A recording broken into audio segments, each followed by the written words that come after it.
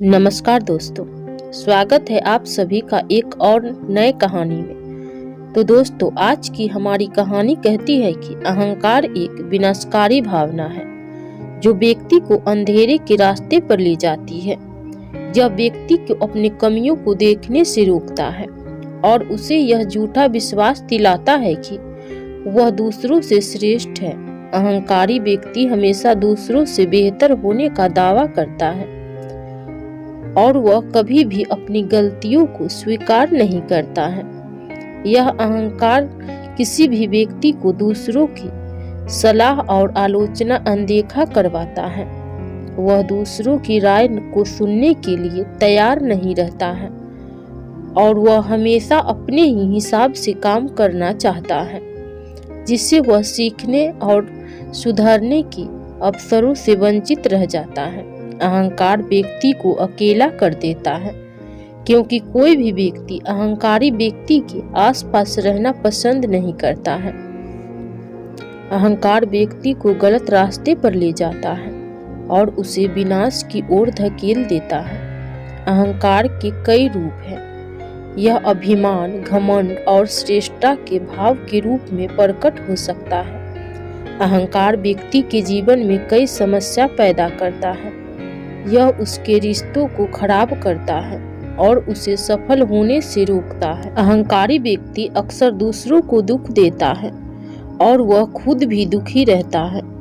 चलिए इसे आज की बौद्ध कहानी के माध्यम से समझते हैं और यह भी जानने का प्रयास करते हैं कि आखिर इसका समाधान क्या है और अपने अहंकार को नियंत्रित करने के लिए हम क्या कर सकते हैं। बहुत समय पहले की बात है। एक छोटा सा राज्य था। उस राज्य में एक व्यापारी रहता था जो बहुत अमीर था, जिसके पास किसी चीज की कोई कमी नहीं थी। उसके पास वह सारी सुख सुविधाएं थी जो वह चाहता था। उसका एक पुत्र भी था जो अब युवा हो चुका था। उस व्यापारी के पुत्र ने अब तक अपने जीवन में कोई दुख नहीं देखा था। जो भी वह चाहता था वह व्यापारी उसे सब कुछ ला कर दे देता था, जिस कारण उसे अपने जीवन में किसी प्रकार के दुख का अनुभव अब तक नहीं किया था। उस व्यापारी के पुत्र के कई सारे मित्र भी थे। उसके पास अथाह संपत्ति थी। धन दौलत की उसके पास कोई कमी नहीं थी। लेकिन एक दिन अचानक वह व्यापारी बीमार पड़ गया और देखते ही देखते उसकी बीमारी ने उस पर पूरी तरह से पकड़ बना ली थी। वह व्यापारी अपने जीवन की आखिरी सांसें गिन रहा था। अब उस व्यापारी को यह प्रतीत होने लगा था कि वह अब नहीं बच पाएगा।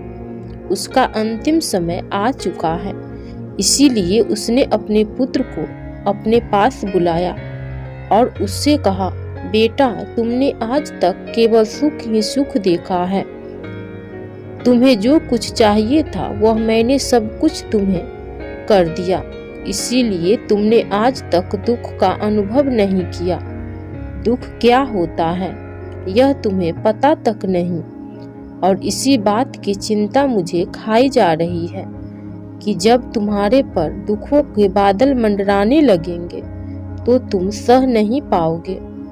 इसीलिए आज मैंने तुम्हें यहाँ पर बुलाया है। मैं बस आखिरी समय पर तुमसे यह कहना चाहता हूँ कि तुम सावधान रहना। मेरी मृत्यु के बाद तुम्हारे अपने ही तुम्हारे दुखों का कारण बन जाएंगे। इतना कहकर वह व्यापारी मृत्यु को प्राप्त हो गया। उस व्यापारी का पुत्र अपने पिता की मृत्यु पर बहुत दुखी था। वह रो रहा था। तभी उसके पास उसका एक मित्र आया। वह उससे समझाते हुए कहता है, मित्र, तुम रो क्यों रहे हो? तुम्हारा पिता ही मरा है, लेकिन तुम्हारे पास अब भी यह सारी धन दौलत है, यह सारी संपदा है। सारी संपत्ति तुम्हारी ही तो है। अब तो तुम उन चीजों का भी आनंद ले सकते हो जिनका आनंद तुम अपने पिता के रहते हुए नहीं ले पाए। अपने मित्र की यह बात सुनकर वह बड़ा प्रसन्न हुआ और उसे भी इस बात का एहसास हो चुका था कि उसके पास अथाह संपत्ति है। धन है, दौलत है, जिसकी मदद से वह अपना जीवन खुशी खुशी बिता सकता है। लेकिन इसी धन संपदा के कारण वह अब बुरी आदतों का शिकार भी हो चुका था। उसे हर प्रकार का नशा करने की आदत लग चुकी थी। जहां उसका मन करता वह वहां चला जाता। जब भी उसका मन करता वह किसी को भी अपने घर पर बुला लेता, फिर चाहे दिन हो या रात, जो भी उसका मन करता वह खरीद लेता, क्योंकि उसके पास संपत्ति थी। और तो और उसके पिता का सारा व्यापार भी अब उसी के हाथों में था और वह बहुत खुश था। वह अपने जीवन को अपनी मर्जी के हिसाब से जी रहा था। एक दिन उसके मन में ख्याल आया कि पिता ने मुझे बेवजह ही डरा दिया कि लोग मेरा फायदा उठाएंगे, मेरे दुश्मन बन जाएंगे, मेरे दुखों का कारण बन जाएंगे। लेकिन अब तो और भी मजे से जी रहा हूँ। मेरे सुख के दिन तो अब आए हैं। मैं आज तक जो नहीं कर पाया था वह सब करने में अब मैं सक्षम हूँ। यह सब सोचकर उसकी खुशी का कोई ठिकाना नहीं था। वह बहुत खुश था। तभी एक दिन उस राज्य में एक बहुत बड़ा अस्पताल का निर्माण हो रहा था और इस अस्पताल के निर्माण के समय पर एक घोषणा करवाई गई कि जो भी इस अस्पताल के लिए सबसे अधिक दान देगा उसका नाम उस अस्पताल के एक पत्थर पर स्वर्ण अक्षरों में लिखा जाएगा। जब उसके मित्र ने यह बात सुनी तो वह दौड़ा दौड़ा उसके पास आया और उससे सारी बात बता दी। उस व्यापारी के पुत्र ने यह तय किया कि वह अस्पताल को सबसे बड़ा दान देगा और उससे ऐसा ही किया। और साथ ही यह भी निश्चित हो गया कि उसका नाम उस अस्पताल के एक पत्थर पर स्वर्ण अक्षरों में लिखा जाएगा। लेकिन जब वह दान देकर वापस घर की ओर लौट रहा था तो रास्ते में उसे एक साधु मिले जो भोजन की मांग कर रहे थे। इस पर वह घमंडी व्यापारी का पुत्र कहता है, तुम जैसे लोग केवल 2 वक्त की रोटी के लिए हमेशा चिल्लाते रहते हो। पता नहीं तुम लोग कहाँ से आ जाते हो और भगवान तुम लोगों को पैदा ही क्यों कर देते हैं। तुम लोग गंदगी हो, तुम्हें जीने का कोई हक नहीं। केवल अपना पेट भरने के लिए 2 वक्त की रोटी के लिए तुम किसी के सामने भी झुक जाते हो। यदि झुकना ही है तो उस ईश्वर के सामने झुको, शायद वह तुम्हारी गलतियों को माफ कर दे और तुम्हें एक अच्छा जीवन प्रदान कर दे। वह तुम्हें भोजन भी दे। वह लड़का उन साधु को खरी खोटी सुनाकर वहां से चला गया। धीरे धीरे उस लड़के के पास उसके मित्र, सहयोगियों और रिश्तेदारों की संख्या बढ़ने लगी। अब वह हर कोई उससे बिना पूछे कोई काम नहीं करता था। हर चीज में उसी से पूछा जाता, जिस कारण उस लड़के को लगने लगा था कि अब मेरे बिना कोई काम नहीं हो सकता। जो भी हूँ मैं ही हूँ। जिस कारण उस लड़के का अहंकार अब 7वें आसमान पर था। सभी लोगों ने उसका मन जीत लिया था। अब लोग उसके विश्वास का पात्र बन चुके थे। उस लड़के के पास अपार धन था, जिस कारण सब उससे जुड़े हुए थे। लेकिन यह बात उस लड़के को समझ नहीं आ रही थी। सभी लोग विश्वास के नाम पर अब उससे लड़के से धन उधार लेने लगे थे और वह भी खुशी खुशी लोगों को धन उधार दे दिया करता था। जो कोई उसे धन उधार लेने आता वह जितना मांगता वह उससे ज्यादा ही उन्हें दिया करता। लेकिन वो सभी की नजरों में अपने आप को साबित करना चाहता था। वह अपने आप को महान दिखाना चाहता था। लेकिन धीरे धीरे उसकी बुरी आदतों के कारण अब उसका व्यापार चौपट होने लगा था। देखते ही देखते एक दिन व्यापार में उसे बहुत बड़ा घाटा हुआ। उसका पूरा व्यापार कर्ज में डूब गया। अब वह बहुत परेशान हो चुका था, बहुत चिंतित हो चुका था। उसे यह समझ नहीं आ रहा था कि आखिर यह सब क्या हुआ।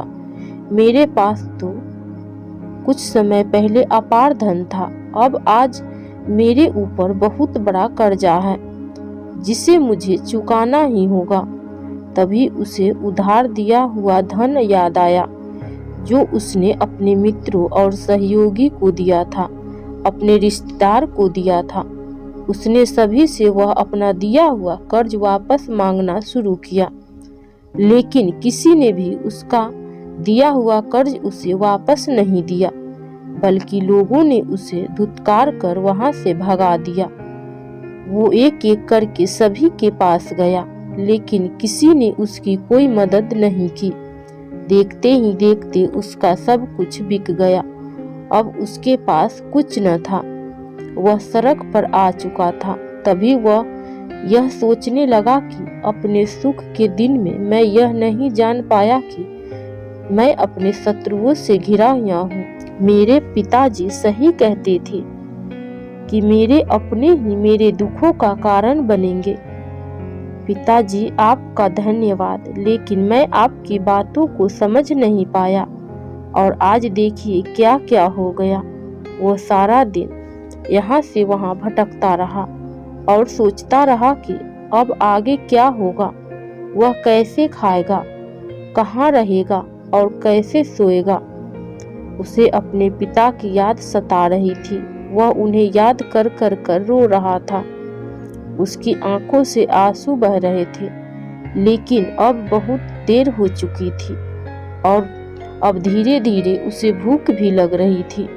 तभी उसने सोचा कि मैं उसी अस्पताल पर जाऊं जहां पर पत्थर पर मेरा नाम स्वर्ण अक्षरों में लिखा गया है। मैं जाकर वहां पर कुछ मदद मांगता हूं।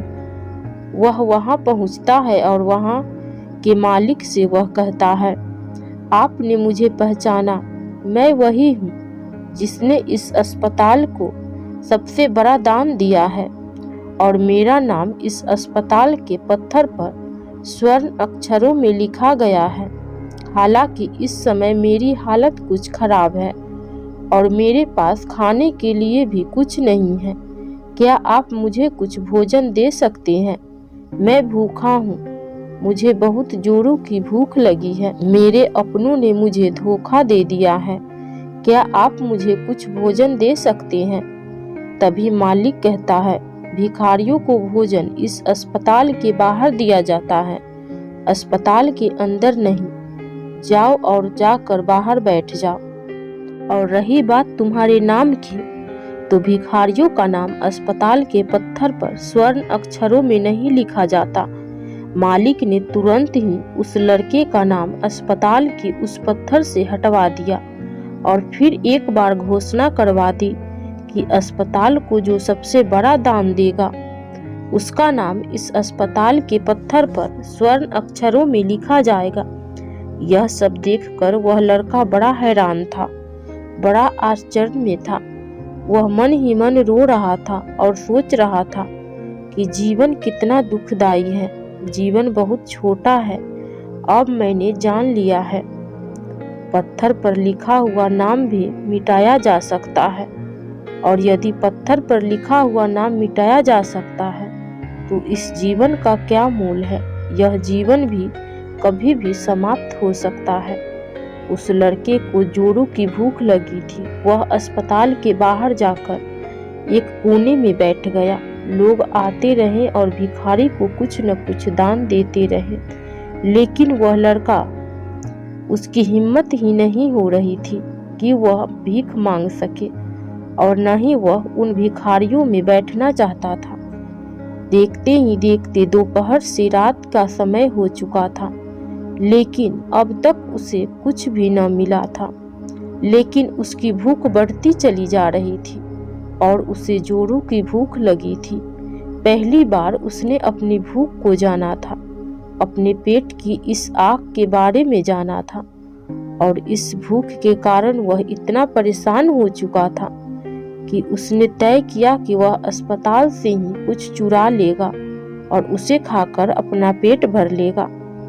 जैसे ही वह वहां से उठता है तभी वह साधु वहां पर आ जाते हैं, जिसे उस लड़के ने बहुत खरी खोटी सुनाई थी।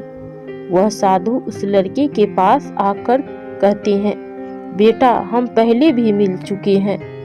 वह साधु भिक्षा से वापस लौट रहे थे। उन्होंने कुछ भोजन उसे देते हुए कहा, यह खा लो, तुम्हें जोरों की भूख लगी होगी। मैं तुम्हें जानता हूँ, मैं समझता हूँ कि हालत तुम्हें जबरदस्ती झुकाना चाहते हैं, लेकिन तुम लोगों के सामने झुकना नहीं चाहते। लेकिन अगर तुम लोगों के सामने झुकोगे नहीं तो तुम्हें भोजन भी नहीं मिलेगा। आज तो मैंने तुम्हें भोजन दे दिया है जिससे तुम्हारी भूख मिट जाएगी, लेकिन यह भूख रोज लगेगी। यह पेट की आग कभी मिटती नहीं।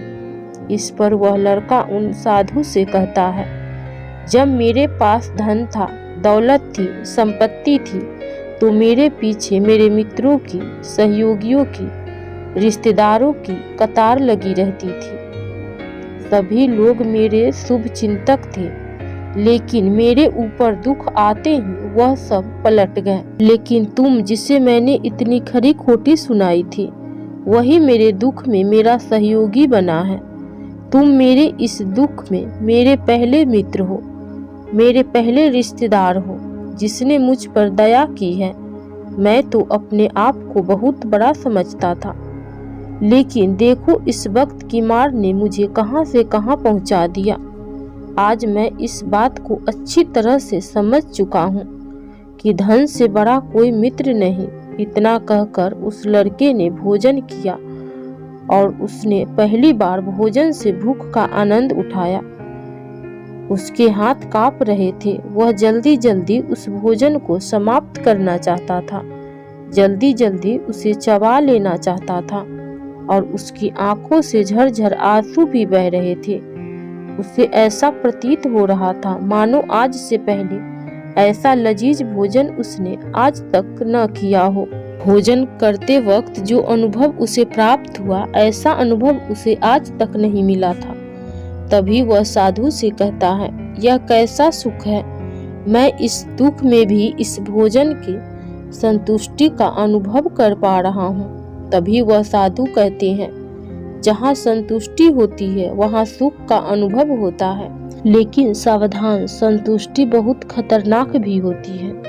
जब संतुष्टि हमारी आवश्यकताओं, हमारी इच्छाओं से ऊपर उठ जाती है, तब यह दुख के दर्शन भी हमें कराती है। आज जो भोजन तुम कर रहे हो, ऐसा भोजन यदि तुम्हें पहले प्राप्त होता तो तुम इसे छूते तक नहीं, लेकिन आज इसी भोजन को करके तुम्हें संतुष्टि मिल रही है। लेकिन जब तुम्हारे पास धन था, दौलत थी, तब तुमने इससे भी अच्छा भोजन किया होगा, लेकिन तब तुम्हें संतुष्टि नहीं मिली होगी, वह सुख प्राप्त नहीं हुआ होगा जो तुम आज अनुभव कर रहे हो। लेकिन सावधान, अगर ऐसा ही भोजन तुम्हें रोज मिलता रहा तो तुम और भी अच्छे भोजन की कामना करने लगोगे और इसी कामना की संतुष्टि के लिए तुम्हारे मन में दुख पैदा होगी। और जब तुम अपने मन की इस कामना की संतुष्टि कर दोगे तो तुम्हें सुख भी प्राप्त होगा, लेकिन यह सुख आएगा और चला जाएगा। और जब तुम्हारे जीवन में इसी प्रकार के भोजन हमेशा आते रहेंगे और जाते रहेंगे तो तुम किसी और कामना, किसी और इच्छा की ओर आगे बढ़ने लगोगे। तब तुम किसी और इच्छा की पूर्ति करना चाहोगे, तुम किसी और इच्छा की संतुष्टि करना चाहोगे, और जब वह इच्छा पूरी नहीं होगी तब तुम्हें संतुष्टि नहीं मिलेगी तो तुम्हें दुख होगा, तकलीफ होगी, पीड़ा होगी और यह श्रृंखला ऐसे ही आगे बढ़ती चली जाएगी। लेकिन जब तुम्हारे पास धन था, दौलत थी, तब तुमने इससे भी अच्छा भोजन किया होगा। तुम हमेशा सुख के पीछे भागोगे, लेकिन दुख तुम्हारे पीछे यूं ही भागता रहेगा। तुम सुख को पकड़ना चाहोगे तो तुम्हें दुख पकड़ना चाहेगा। इसी प्रकार यह प्रक्रिया यूं ही नियंत्रण चलती रहेगी। तब साधु अपने थैले में से एक सोने की थैली निकालकर उस लड़के के हाथ पर रख देता है। तभी वह लड़का उस साधु से कहता है, हे महाराज, आपके पास इतना कहाँ से धन आया? आप तो एक बैरागी हैं। तभी वह साधु उस लड़के से कहता है कि यह धन तुम्हारा ही है। उस दिन जब तुम मुझे खरी खोटी सुनाकर अपने घर की ओर आगे बढ़ रहे थे, तभी तुम्हारी जेब से यह सोने के सिक्के से भरा हुआ थैला नीचे गिर पड़ा और मैंने उसे उठाकर अपने पास रख लिया, यह सोचकर कि जब तुम मुझे मिलोगे तब मैं तुम्हें इसे लौटा दूंगा। उस दिन के बाद से आज तुम मुझे मिले हो, इसीलिए मैं तुम्हें इसे लौटा रहा हूँ। ले लो, यह तुम्हारा ही है।